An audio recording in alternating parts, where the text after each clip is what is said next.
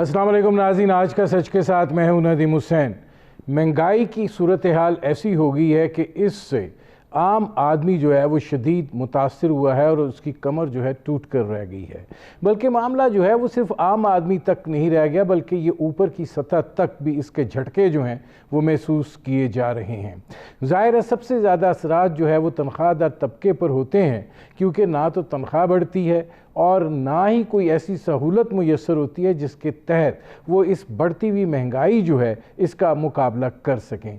एक जानिब बिजली और गैस के बिल हैं, तो दूसरी जानिब स्कूल की फ़ीसें हैं, तीसरी जानिब अशियाए खुर्दोनोश की कीमतों में इस खौफनाक हद तक इजाफ़ा है कि उनको समझ में ही नहीं आ रही कि अपना निज़ाम ज़िंदगी जो है उसको क्यों कर चला सकें।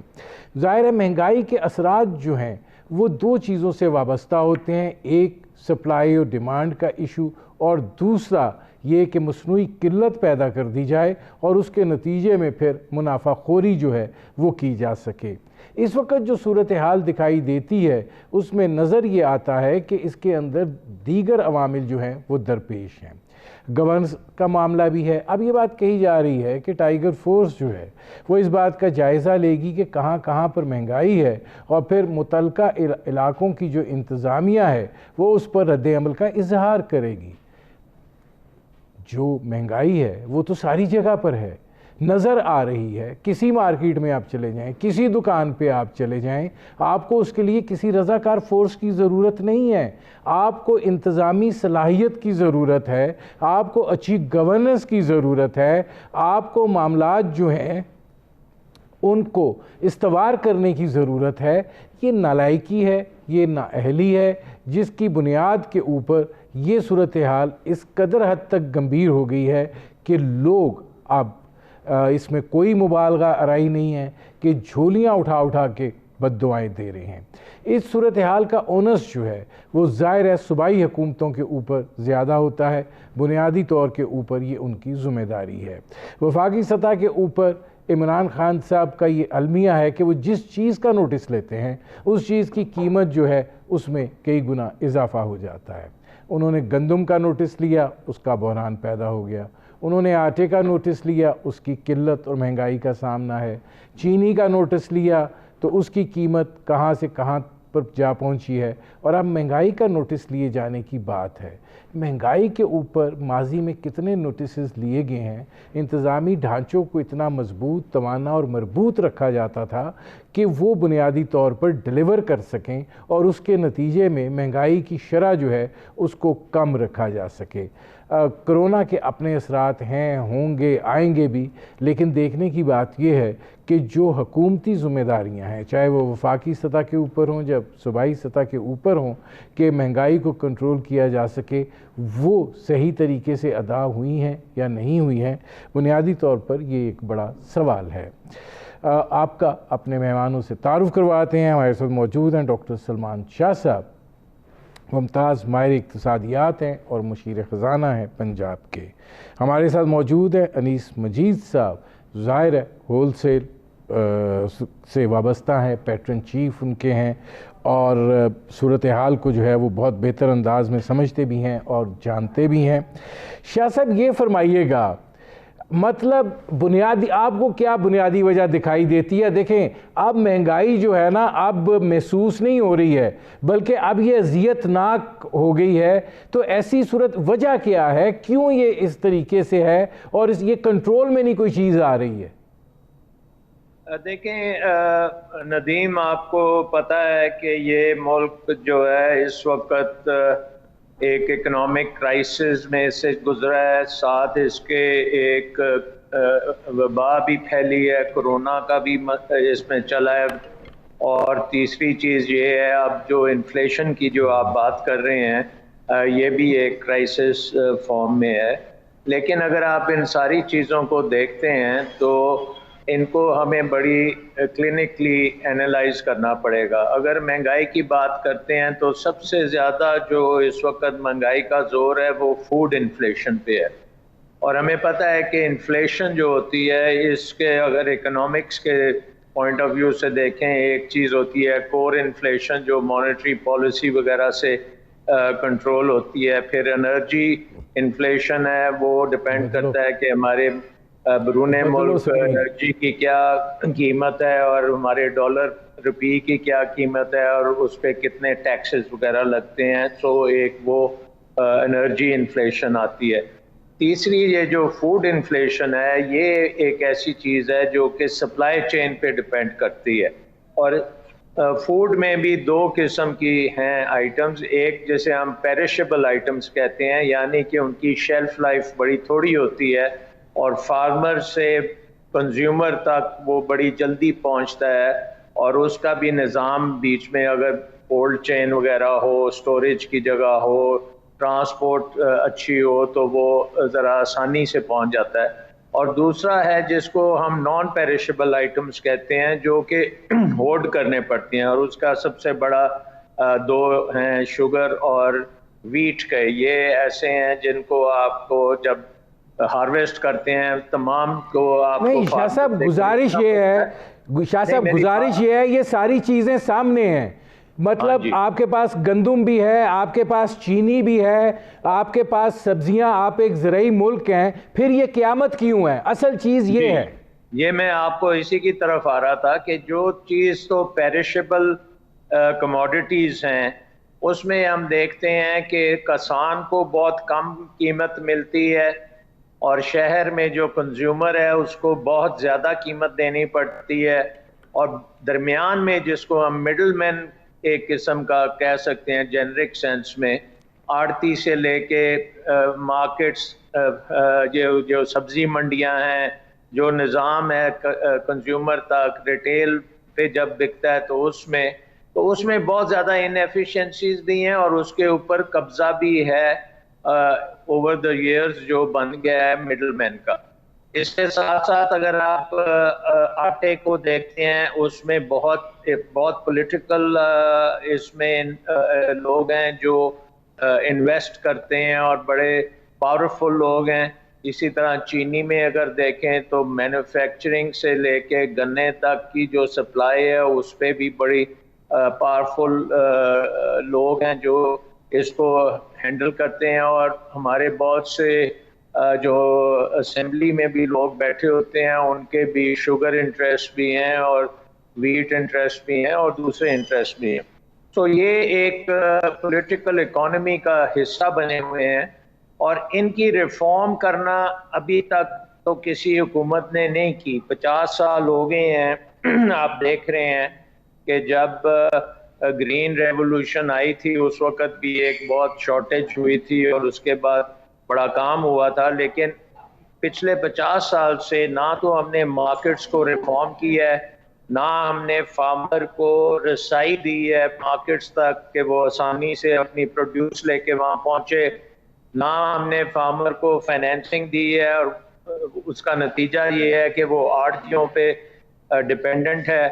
फिर मार्केट कंट्रोल भी इस तरह से की जाती है कि मार्केट्स का कंपटीशन नहीं है, जितनी ज़्यादा मार्केट्स होनी चाहिए वो नहीं है। रिटेल तक पहुंचते पहुंचते बहुत सी चीज़ें हैं जो जिसके ऊपर एक कार्टेल्स भी हैं। ठीक तो आई थिंक इसका आसानी से कहना कि ये कल सारा कुछ हल हो जाएगा, ये बड़ा मुश्किल काम है। मैं शाह साहब आता हूँ, क्योंकि ये चीज़ आपने, शाह साहब मैं आता हूँ, और पॉइंट मैं इसमें नदीम लगा दूं कि बहुत से हमारे जो ये हैं कि जी प्रोटेक्शन के भी हम करते हैं कि चलें बाहर से इंपोर्ट नहीं होगी, क्योंकि ये किसान के नाम पे हम प्रोटेक्शन भी लेते हैं। मैं उन अवामिल की तरफ आता हूँ शाह साहब, मैं ज़रा इसको ओपन कर लूँ, मैं इस तरफ भी आता हूँ। अब इसमें अनीस मजीद साहब ये फरमाइएगा कि आप लोग ज़ख़ीरा अंदोज़ी कर रहे हैं, आप लोग रोक रहे हैं चीज़ें रिटेल तक आते आते, क्या मसला क्या है? ये रिटेल पे जाओ, वो कहते हैं पीछे से इस तरह आ रही है, पीछे वालों से बात करो, वो और पीछे कहीं भेज देते हैं, तो ये मसला क्या है? बिस्मिल्लाहिर्रहमानिर्रहीम। तो ओवरऑल मसला हर जगह मसला ही मसला है, जब भी जाके यहाँ आपको फाइनली प्राइसेस ज़्यादा मिलती हैं। एक्चुअली शुरू से ही देखिए गंदम में ये हुआ कि जो क्रॉप की एस्टिमेशन थी वो अब जाके हमें पता चला कि वो जो एस्टिमेशन थी जो गवर्नमेंट ने बताई थी वो सही नहीं थी और उसमें जो है वो क्रॉप कम थी, लिहाजा उसको इंपोर्ट करके पूरा किया जा रहा है। और दूसरा जो है हमारे पास गवर्नमेंट ऑफ सिंध ने अभी तक जो इन्होंने प्रोक्योर किया है वो माल उन्होंने रिलीज़ नहीं किया। तो ये तमाम चीज़ें आती हैं बीच में, और मैं ये समझता हूँ कि अगर हुकूमत की पॉलिसीज़ थोड़ा सा अभी भी आप ये लोग हुकूमत समझ जाए और प्रॉपर जो स्टेक होल्डर्स हैं उनके साथ बैठ के और पॉलिसीज़ बनाई जाएं, मैं तो ये जो अभी जो साल गुजरा उसमें तो बहुत परेशानी हुई, प्राइसेस हाई हो गए, लेकिन अगर अभी हमने नई क्रॉप के लिए तवज्जो ना दी तो अगला साल भी इससे शायद बुरा चला जाए। लेकिन अगर हम इस पे तवज्जो दे दें और अगले साल के लिए अच्छी पॉलिसी बना लें तो मैं समझता हूं कि अगले साल इंशाल्लाह बेहतर हो जाए। अनीस मजीद साहब, ये फरमाए, चीनी को क्या मसला है, दालों को क्या मसला है, बाकी चीज़ों को क्या प्रॉब्लम्स हैं? हर जिस चीज़ को हाथ लगाओ उसको आग लगी हुई है। जी हाँ, बिल्कुल सही बात है। चीनी में भी देखिए, अभी आप अगर देखें तो चीनी भी गवर्नमेंट ने भी इंपोर्ट की है, प्राइवेट सेक्टर को भी अलाउ किया है, मगर जो चीनी इंपोर्ट हो रही है उसमें एक तो ये है कि कुछ हाफ जो है वो बारीक चीनी है जो कि डायरेक्ट कंज्यूम नहीं होती, आम लोग नहीं खाते, वो स्वीट मार्ट्स को जाती हैं और फार्मास्यूटिकल को जाती हैं और बेवरेजेस को जाती हैं, तो वो जो है उनको जो है उसमें थोड़ा सा फ़ायदा हुआ है और ओवरऑल मार्केट पे भी इसका असर आना शुरू हुआ है।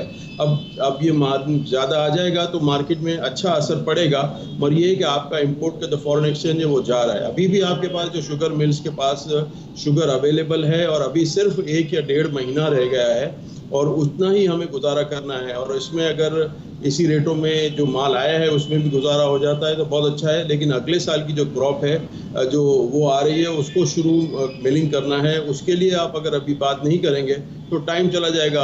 अगर अक्टूबर के एंड में मिल शुरू हो जाते हैं तो आपके लिए बहुत बचत हो सकती है, लेकिन उसके लिए आपको गन्ने वालों से, फार्मर से बात करनी होगी, मिलर से बात करनी होगी और उसको माल आप शुरू करें। ज़्यादा से ज़्यादा 15 नवंबर तक अगर ये फैक्ट्री शुरू हो जाती हैं तो आप लोग इंशाल्लाह अंडर कंट्रोल आ जाएंगे। लेकिन मुझे ये पता नहीं है कि अभी तक क्यों ये बात नहीं हो रही, क्यों आगे के लिए बात नहीं हो रही। और अगर अनीस मजीद साहब, मैं आता हूँ। अच्छा, इसमें अंजुम निसार साहब ये फरमाइएगा कि ज़ाहिर है आप फेडरेशन के सदर हैं, सारे लोग वाबस्ता हैं, ये मतलब ये तहिया कर लिया है सब ने कि जिसको जहाँ जहाँ पे हाथ पड़ रहा है वो हाथ मार ले, ताकि जहाँ जहाँ पे उसको कोई तंगी हो रही है उसका अजाला हो जाए। बिजली का बिल ज़्यादा है तो प्रॉफिट मार्जिन इतने बढ़ा दो कि सारी कसरें जो हैं वो निकल जाएं।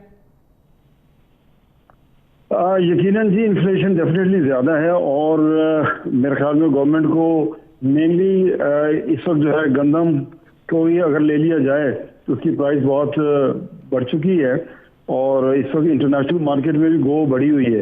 लेकिन मैं समझता हूँ जहाँ गवर्नमेंट इतने लॉसेस बर्दाश्त करती है अपनी आवाम के लिए, मैं तो समझता हूँ कि प्राइम मिनिस्टर साहब को स्ट्रेट अवे कहना चाहिए कि जनाब जहाँ बहुत सारी सब्सिडी है और बहुत सारे मार्कअप देते हैं वहाँ गवर्नमेंट इंटरवीन करे और आम बंदे के लिए जो गंदम है वो जो है वो सस्ती गंदम जो है वो प्रोवाइड करें। एक्चुअली 1 मिलियन 1.25 मिलियन टन का इशू होगा, मेनली ये होल्डिंग हुई है और गवर्नमेंट अगर सख्ती से इससे निपटे और अपना स्टॉक भी रिलीज करे तो मैं नहीं समझता कि ये जो गंदम की कीमत ये जो बरकरार रहेगी। ये होल्डिंग है और लोगों को कुछ चस्का लग चुका है। पिछले साल भी गंदम की शॉर्ट थी तो पिछले साल भी लोगों ने अच्छी कीमत के मजे लिए हैं और इस साल भी वो यही कोशिश कर रहे हैं। तो गवर्नमेंट साहब, मैं आपके पास यहीं से शुरू करूंगा, मुझे जरा ब्रेक एक लेना पड़ रहा है। नाज़रीन, हमारी गुफ्तगू जारी है, एक मुख्तसर से कमर्शियल ब्रेक का वक्त हुआ, मिलते हैं इस वक्फे के बाद।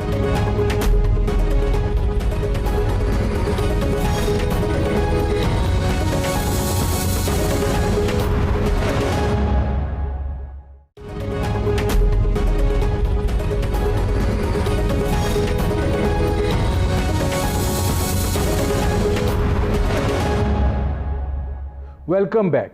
अंजुम निसार साहब, ब्रेक पर जाने से पहले आप बात कर रहे थे कि गंदम की ज़ख़ीरा अंदोज़ी हुई है, चीनी की क्या हुआ है, बाकी जो चीज़ें हैं उनका क्या मामला है? ज़ाहिर है आप से ताजर पेशा लोग भी मिलते हैं, क्या सब ने बहती गंगा में हाथ धोने की अब कसम खा ली है और जो एक गवर्नेंस का मैकेनिज़्म है वो बिल्कुल उनको कंट्रोल करने में नाकाम हो रहा है? जी, ज़ाहिर तौर पर तो यही लग रहा है कि ये होल्डिंग को गवर्नमेंट अगर कंट्रोल नहीं कर पा रही तो कुछ ऐसे अनासर ज़रूर हैं जिन्होंने ये सारा माहौल बनाया और एक शॉर्टेज का और प्राइस इन्फ्लेट कर रहे हैं।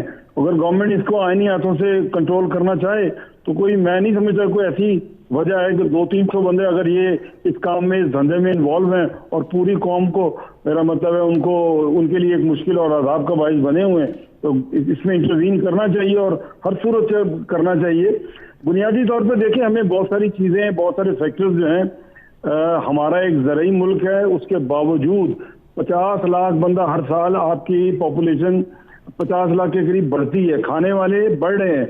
हमारी एग्रीकल्चर पर हमारा वो फोकस नहीं है जो होना चाहिए। हमारी सीड, वो एक तो सीड 2 नंबर होते हैं। तो मैं एक रिसेंटली कॉटन की एक सेमिनार में बैठा था, तो कहते हैं जनाब 100 में से 55 सीड ठीक होते, 45 तो ठीक ही नहीं होते, वो फूटते ही नहीं, उनकी जर्मिनेशन ही नहीं होती। तो अगर इस किस्म के मामलात होंगे तो मसले, आपकी जो एग्रीकल्चर कभी दुरुस्त नहीं हो सकती। कानून आपने बनाए हुए हैं कि सख्त सजाएं, लेकिन अगर आप सजाएं सख्त नहीं देंगे, आपकी पेस्टिसाइड एडल्ट्रेशन वाली होगी, सीड अच्छे नहीं होंगे, फर्टिलाइजर बर वक्त आप टाइमली नहीं देंगे, और ये जो मिडिल मैन का जो रोल है, बड़ा क्रूअल रोल है। मैं तो उस दिन परेशान हो गया हूँ जब मैंने कॉटन की जो एक FCCI ने एक सेमिनार किया है अपना इस्लामाबाद, जिसमें फखर इमाम साहब, ऑनरेबल मिनिस्टर साहब भी वो उसमें शामिल थे, और लोगों ने जो वहाँ इनपुट दिए, मेरे तो कानों से लिटरली धुएं निकले हैं कि एक किसान को, एक फार्मर को हमने इतना बेबस कर दिया है कि मिडिल मैन जब चाहता है फर्टिलाइजर उसको ड्यूटी प्राइस पे देता है, पेस्टिसाइड अपनी मर्जी से देता है, सही है गलत है, वो बेचारा मजबूर है गलत या सही चीज इस्तेमाल करने के लिए। फिर सीड उसको मयारी नहीं मिल रहे, और फिर जब उसकी प्रोड्यूस होती है, एक तो चीज उसको पहले ही जो एक्चुअल प्राइस, ड्यूटी प्राइस पे दी जाती है, और चीज भी दुरुस्त नहीं होती, और एंड पे जब क्रॉप जिसने सारी इनपुट दी होती हैं, वो क्रॉप जो है वो सस्ती कीमत पे ले जाता है। तो मेरे ख्याल में इसमें कोई ना कोई गवर्नमेंट को इंटरवीन करना चाहिए। अंजुम निसार साहब, मैं आता हूं क्योंकि आपकी बात में ये वजन है। अब सलमान शाह साहब, ये फरमाइएगा कि आप मिनिस्टर ऑफ स्टेट रहे, उस ज़माने में भी आपसे हम बात करते थे, कोशिश होती थी इन्फ्लेशन रेट को कम किया जाए, उस पर तवज्जो दी जाती थी, महंगाई होती थी, उसका नोटिस लिया जाता था। आज आप पंजाब में हुकूमत को मशवरे दे रहे हैं। लगता ये है कि ये हुकूमत जो है, इसके लिए तमाम मशवरे जो हैं वो बस बेकार सी चीज़ें हैं और वो कोई मशवरा लेने के लिए तैयार नहीं है। मतलब आपने अशियाए खुर्दोनोश, सब्जियों से ले के तो अंडे, डबरोटी, मक्खन, यानी कोई चीज़ ऐसी नहीं है जिसके अंदर पिछले 2 साल के अरसे में 40 से 350% तक का इजाफा नहीं हुआ। शाह साहब, ये मजाक आप इसको कहेंगे, इसको नाअहली कहेंगे, इसको नालायकी कहेंगे, इसको नाकामी कहेंगे, क्या कहेंगे? देखें, एक बात तो बड़ी है ना, क्लियर है नदीम, आपको भी पता है और कई हम प्रोग्राम भी इस पे कर चुके हैं कि हमारी इकोनॉमी का जो एडजस्टमेंट्स हो रही हैं IMF प्रोग्राम के तहत, वो 3 साल का प्रोग्राम है जो अभी पहले साल में है, और उसका सबको पता है कि उसमें बहुत तकलीफ दे चीज़ें करनी पड़ेंगी, क्योंकि जो हमारा कर्ज़ों का गुंजल है ना, जिसको अंग्रेज़ी में डेट ट्रैप कहते हैं, बहुत से ममालिक में ये हुआ है और उनकी तबाही मच गई है। जैसे अब आप ग्रीस को देख लें, अर्जेंटीना को देख लें, यहाँ पे जो जिस किस्म का डेट ट्रैप में पॉलिसीज आती हैं, फिर आम आदमी जो है बिल्कुल कुचला जाता है। पाकिस्तान तो एक छोटा सा मुल्क है उनके मुकाबले में, और हमारे बहुत ज़्यादा वनरेबिलिटीज़ हैं। तो नंबर 1, एक वो चीज़ हमें नहीं भूलनी चाहिए कि हम एक बहुत ही एडजस्टमेंट के टाइम में गुजर रहे हैं, और हम मकरूज़ हैं दुनिया के, और उनकी पॉलिसीज़ जो हैं वो तकलीफ दे पॉलिसीज़ हैं। दूसरा है कि हमारा अपना भी एक बहुत बड़ा रोल है, और मैं निसार साहब ने बिल्कुल सही कहा कि ये जो हमने मार्केट इनएफिशिएंसीज क्रिएट की हुई हैं, पर्टिकुलरली रूरल इकोनॉमी जो है, उसमें जो हमारी वैल्यू चेन्स हैं कि फार्मर को कोई कीमत नहीं मिलती उसकी मेहनत की, और जो शहर में कंज्यूमर बैठा है उससे इतनी ज़्यादा प्राइस ली जाती है जिसका कोई ताल्लुक नहीं है कॉस्ट ऑफ प्रोडक्शन से। वो बीच में जो मुनाफा है वो एक मिडिल इंडस्ट्री है जो कार्टेल भी है, उसमें धोखाबाजी भी है, कंट्रोल भी है, हर किस्म का गलत काम भी है, उसमें स्मगलिंग भी है।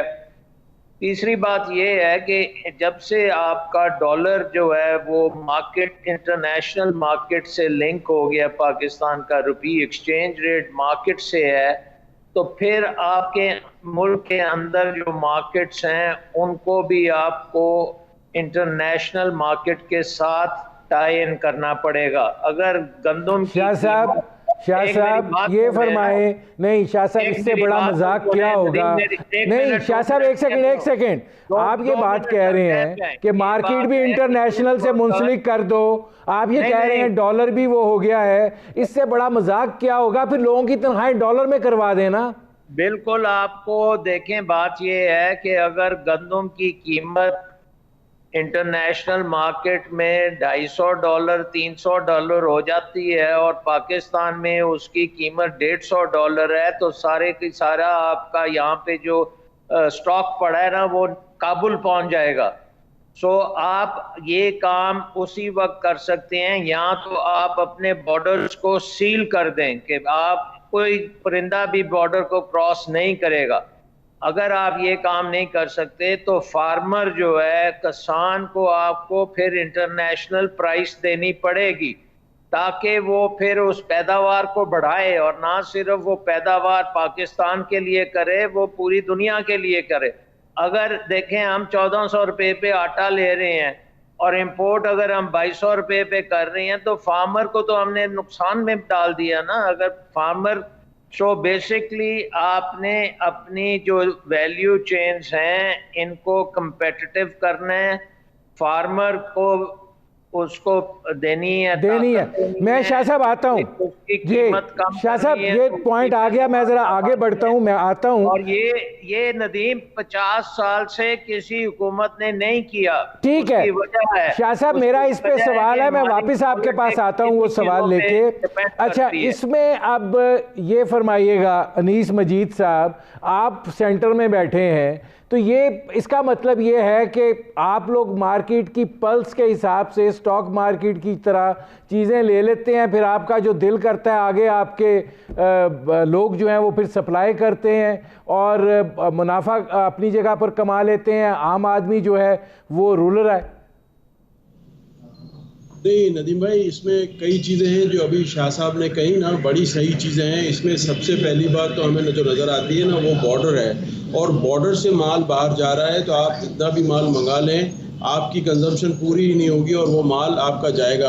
अनटिल अनलेस आप बॉर्डर को सील नहीं करेंगे प्रॉपर तरीके से तो ये मसाइल तो पैदा होंगे।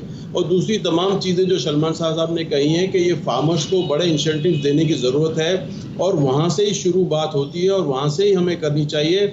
और ये तमाम चीज़ें जो बीच में हम बात करते हैं ना, वो भी सारी गवर्नमेंट के अंडर कंट्रोल हैं, और गवर्नमेंट चाहे तो उसको कंट्रोल कर सकती है। और मेरा सजेशन तो यही है कि 1 बाय 1 हर चीज़ को, एक पहले गंदम को ले लें, फार्मर से ले लें, फिर मिलर से ले लें, फिर ये होलसेलर से रिटेलर तक आएँ, तो ये मामला हल हो सकते हैं। इतना बड़ा कोई इसमें इशू नहीं है, आप तमाम स्टेक होल्डर्स को लेके बैठ जाएं और ये तमाम मामला हल हो जाएंगे। चीनी में भी इसी तरह है, तमाम स्टेक होल्डर्स को आप लेके बैठे और फार्मर्स को देखिए। ये एक्चुअली हुआ क्या है कि लास्ट ईयर जो फार्मर्स के जो प्राइसेस फिक्स थे 190 रुपए के थे, जबकि वो माल जो बिका है वो 300 रुपए तक बिका है। और वो फार्मर्स अब आज इस साल अगर आप उनको 190 रुपए देंगे तो वो माल किस तरह बेचेंगे, उनके लिए भी तो हमें सोचना है। और जब हम बाहर के ममालिक में हम सब्सिडी दे सकते हैं, मतलब ये कि जो बाहर के रेट से हम माल यहाँ पे ले सकते हैं, तो हमारे फार्मर्स को हम इंसेंटिव देंगे। अनीस साहब, मुझे एक ब्रेक लेना पड़ रहा है, मैं वापस आता हूँ, आपसे शुरू करता हूँ। नाज़रीन, हमारी गुफ्तगू जारी है, एक मुख्तसर से कमर्शियल ब्रेक का वक्त हुआ है, मिलते हैं इस वक्फे के बाद।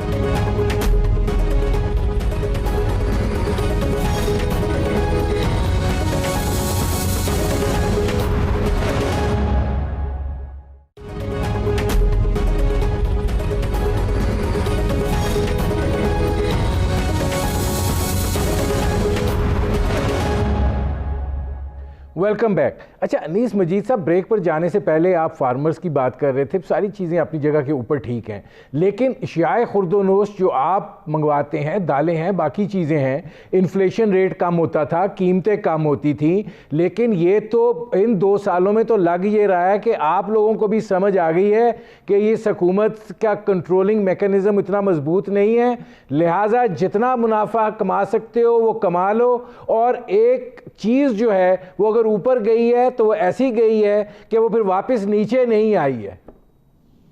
असल में होता ये है कि जो तमाम लोगों को, मैं तो कहता हूं कि अल्लाह को हाजिर नाजिर जान के काम करना चाहिए, ईमानदारी से सच्चाई से काम करना चाहिए, मगर ये एक मैकेनिज़्म, बिजनेस मैकेनिज़्म ही होता है।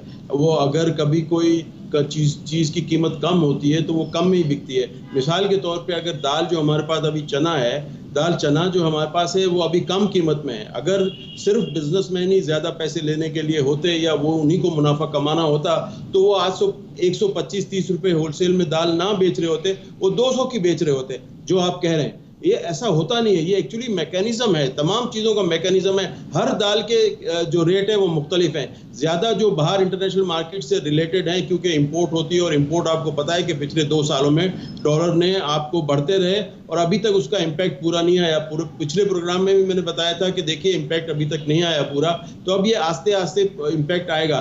लेकिन ये अगर हम डॉलर को भी कंट्रोल में रखें और हमारी जो है अगर इकोनॉमी बेहतर हो तो ये तमाम चीज़ें बेहतर हो सकती हैं। मैं सिर्फ ये सलमान शाह साहब से गुजारिश ये करूंगा कि पिछली हुकूमतों में भी आप थे और वहाँ पे मार्केटें काफ़ी एडजस्ट रहती थी, आपको तो सारी चीज़ें पता हैं। आपने अभी जो तमाम चीज़ें बताई वो तमाम चीज़ों पर मैं एग्री करता हूँ, लेकिन उसके लिए काम आप लोगों को ही करना है, और आप भी अगर काम करना शुरू करेंगे इंशाल्लाह तो मैं समझता हूँ कि ये कोई इतना मुश्किल काम नहीं है। लेकिन मेरे रिक्वेस्ट ये है कि मैं अनीस मजीद साहब आता हूँ जी, अनीसा मैं आता हूँ इसमें। अब अंजुम निसार साहब ये फरमाइएगा कि इस वक्त आम आदमी जो है वो बहुत परेशान है। देखिए ये अवामिल जो हैं ये सारों को पता हैं, ये आज की बहस व मुबाहिसा नहीं हो रहा, ये चलता चला आ रहा है।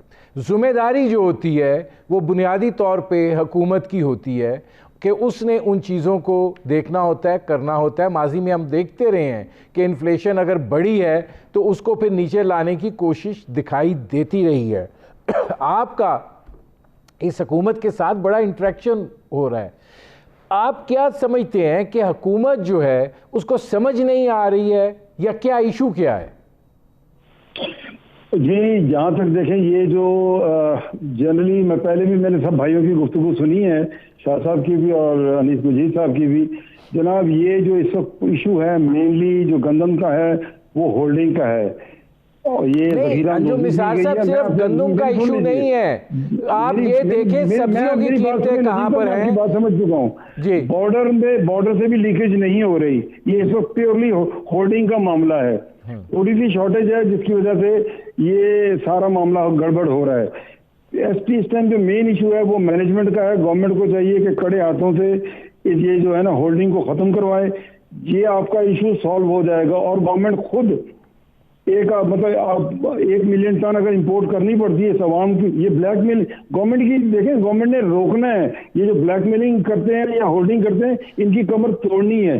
गवर्नमेंट का इशू असल में ये होना चाहिए, 1-2 दफा गवर्नमेंट अगर सही रास्ता दिखा देगी तो आइंदा ये काम नहीं होगा। तो ये गवर्नमेंट को चाहिए कि इस वक्त जो है वो इंपोर्ट करें और मार्केट में जो अपना स्टॉक है उसको भी फ्लड करें, ताकि ये जो होल्डिंग वाला जो एस्पेक्ट है ये खत्म हो जाए। तो बेसिकली ये मैनेजमेंटल इशू है और इसको इसी तरीके से ही आप ठीक कर सकते हैं। लॉन्ग टर्म अगर कोई चीज़ अगर आपने बेहतर करनी है तो एग्रीकल्चर पे रिसर्च करें और जो सीड जो है उसको बेहतर करें ताकि आपकी यील्ड पर एकड़ बढ़े। हमारी यील्ड जो है 1/3 है दुनिया से, जबकि खाने वाले जो है मुंह बढ़ते जा रहे हैं और आपकी ज़मीन श्रिंक हो रही है।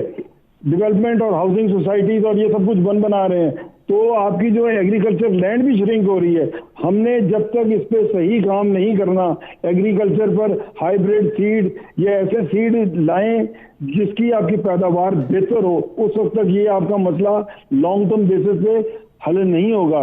मेरे दोस्तों मैं तो ये समझता हूँ कि ये गवर्नमेंट की मैनेजमेंटल जो है ना स्किल्स जो हैं वो चैलेंज हो रही हैं, और अगर ये इन चीज़ों को जरा कड़े हाथों से गवर्नमेंट टेकअप कर ले तो बहुत सारे मामला जो हैं वो दुरुस्त हो सकते हैं। अब इसमें सलमान शाह साहब ये फरमाइएगा, देखिए आम आदमी, आप ये सोचें कि 100 रुपया जो है वो आपका एक बेसिक अब 1 रुपया बनता जा रहा है। अब अशियाए खुर्दोनोश, इनका क्या मसला हो गया है, सब्जियों का क्या मसला है, अंडों का क्या मसला है, गोश्त, जिस चीज़ को आप हाथ लगाएं वो चीज़ जो है वो आपकी दस्तरस से बाहर होती चली जा रही है। देखें, ये तो हमने सब डिस्कस कर लिया, आपके सामने जो इश्यूज हैं वो भी आ गए। जो पेरिशेबल आइटम्स हैं इनका इशू ये है कि इनकी भी पूरी चेन्स जो हैं उस तरह से डेवलप नहीं है जिस तरह से होनी चाहिए। मसलन फार्मर मार्केट्स नहीं है, अगर फार्मर को प्राइस नहीं मिलती और वो अपनी अगर मार्केट्स खोल के शहरों में अपनी मार्केट्स में प्राइस डायरेक्टली लेके आए तो उनको बहुत बेहतर प्राइसिंग भी मिलेगी और कंज्यूमर जो है उसको भी कम प्राइस पे देना मिलेगी चीज़ें। तो बहुत से सलूशन हैं जो जिन पे हुकूमत अमल भी कर रही है, बट उसके साथ साथ बहुत सी रिजिडिटीज़ भी हैं। मसलन अगर आप देखें कि बिजली जो है इस वक्त हमारा अगर कोई एवरेज आप लगा लें 15 से 20 रुपए पर यूनिट बिजली हम पाकिस्तान में दे रहे हैं। दुनिया इस वक्त 2 रुपए 3 रुपए की बिजली ले रही है। तो अब हम फंसे हुए हैं, 30-30 साल के कॉन्ट्रैक्ट्स किए हुए हैं, उधर गवर्नमेंट हाथ डालती है तो सारे मसले खड़े हो जाते हैं कि जी ये इंटरनेशनल आर्बिट्रेशन में जाएगा और ये होगा और वो होगा। तो बहुत मिसमैनेजमेंट इस मुल्क में हुई है, बहुत सी चीज़ों की रिफॉर्म्स जो करने की थी वो नहीं की गई और अब वक्त आ गया है कि अब आपको सारा कुछ ठीक करना पड़ेगा। आपको अपने ये खुराक की चेन भी नहीं, शाह साहब कौन ठीक करेगा? आपको इस वक्त कोई अहलियत दिखाई देती है कि ठीक होगा? बड़ी तेजी से हो भी रही हैं लेकिन इनके में टाइम भी बड़ा लगता है। अब निसार साहब जो बात कर रहे हैं ये बिल्कुल हम इसके ऊपर फोकस्ड हैं, लेकिन अगर आपने आज बीज बनाना है जो कि इंटरनेशनल स्टैंडर्ड का होगा तो वो आपको इंपोर्ट करना पड़ेगा। तकरीबन $1 अरब का तो हम बीज इंपोर्ट कर रहे हैं। तो आप ये सोचें ना कि 30 साल से हमने बीज की इंडस्ट्री नहीं बनने दी इस मुल्क में, जिसमें आप कहते हैं कि एग्रीकल्चरल इकोनॉमी है। तो अब पहली दफ़ा हम ये काम कर रहे हैं। हम पहली दफ़ा चाइना के साथ जो हमारा CPEC है उसमें हम बीज भी लेके आ रहे हैं, उसमें हम कॉटन का सीड का भी बात कर रहे हैं और ये जो लाइव स्टॉक है उसके ऊपर भी बात कर रहे हैं ताकि गोश्त भी और दूसरी मार्केट्स भी हैं इनको हम इंटरनेशनल स्टैंडर्ड्स पे लेके आएं। लेकिन ये हकीकत है कि 2 साल में ये काम नहीं होता। ये काम तो ये है कि आपको बड़ी मेहनत से करना पड़ेगा क्योंकि सैकड़ों इंस्टीट्यूशंस हैं जिनको आपने इस लाइन पे लगाना है और पहला कदम जो है वो सबसे इम्पोर्टेंट होता है और वो कदम हम ले चुके हैं और उस सड़क पे अब चल रहे हैं। ठीक है। अच्छा, अब इसमें इससे पहले कि मैं अनीस मजीद साहब की तरफ जाऊं, अंजुम निसार साहब, गुजारिश ये है कि जो सनतकार होता है बड़ा असर रसूख वाला हो जाता है। FPCCI का प्लेटफॉर्म है और चेंबर ऑफ कॉमर्स हर ज़िले के बन जाते हैं, वहाँ पे लोग मौजूद होते हैं। इसी तरह खाद की सनत है, क्या बड़े बड़े लोग हैं जिनके हुकूमत पे इन्फ्लुएंस होता है। सारी सहूलतें तो वो ले जाते हैं, काश्तकार बेचारे की आवाज़ कौन सुनेगा, कैसे सुनेगा? कभी आप लोगों ने सोचा कि इनको भी हम अपने विंग्स में लें और कोई इनकी भी हम दाद रसी के लिए कोई प्लेटफॉर्म मुहैया करें? देखिए जी, मैंने तो आपसे अर्ज किया कि ये मैंने रिसेंटली ये जिनिंग पे जो है एक जो सेमिनार करवाया और इससे पेशतर भी 4-5 कोविड के दौरान भी 5-6 वेबिनार पर भी हम लोगों ने जो है ना मिनिस्टर साहब के साथ और टेक्निकल एक्सपर्ट्स के साथ बात की। यहाँ भी कुछ ऐसे लोगों को बुलवाया इस सेमिनार में भी जिन्होंने बड़ा अच्छा काम किया है। FPCCI का जो अचीवमेंट अवार्ड था उसमें भी हमने एक ऐसे जरीन माहिर को जिसने पाकिस्तान में हाइब्रिड सीड प्रोड्यूस किया, चौधरी शौकत साहब ने, हमने उनको भी जो एप्रिसिएशन अवार्ड दिया। तो FPCCI तो समझती है कि बगैर, क्योंकि हमारी तमाम इनपुट जो है ना मेजर इंडस्ट्री की वो आपकी एग्रो बेस्ड हैं, भले चावल हो भले आपकी कॉटन हो, क्योंकि कॉटन से आपकी बहुत सारी अदर इंडस्ट्रीज चलती हैं, वैल्यू एडिशन चेन पूरी से मतलब इससे रोटेट करती है।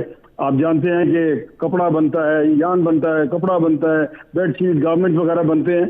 तो हम इस चीज़ को FPCCI ने अपनी जिम्मेदारी समझा हुआ है कि भले कोई एसोसिएशन हमारी मेंबर ना भी हो, लेकिन एग्रीकल्चर हमारे मुल्क का 19% है GDP का हिस्सा है, तो हमें उसे भी इम्प्रूव करना है।